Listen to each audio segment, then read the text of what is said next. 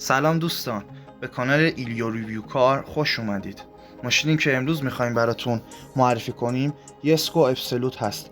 همینطور که میبینید این ماشین ظاهر شیک و اسپورتی داره که کشور سازنده سوئد هستش، توسط شرکت کونیگزگ هست. این ماشین سازندش ادعا کرده که سرعت این خودرو به 500 کیلومتر بر ساعت میرسه و 1600 اسب بخار قدرت داره. گیربکس 9 سرعته چند کلاجه و شتاب 0 تا 100ش 2.5 ثانیه است.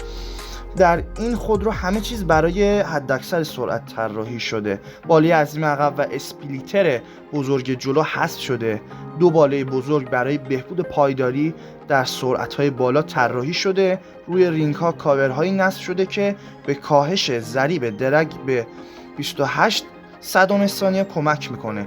کابین یسکو کاملا جایدار و فضای پا و سر بیشتری نسبت به محصولات قبلیش داره.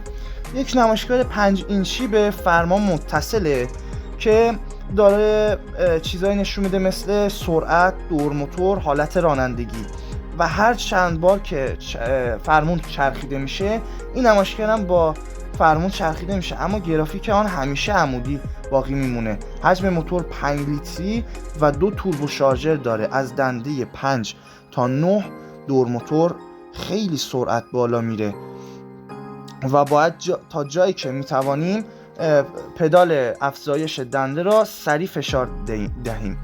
این ماشین به طور باور نکردنی سریع احساس میشه، ولی قوای محرکه، چابکی و پایداری هم بسیار چشمگیره. امیدوارم که از این مطلب به خوبی استفاده کرده باشید. لایک و سابسکرایب فراموش نشه. زنگوله رو هم فشار دهید. خدا نگهدار.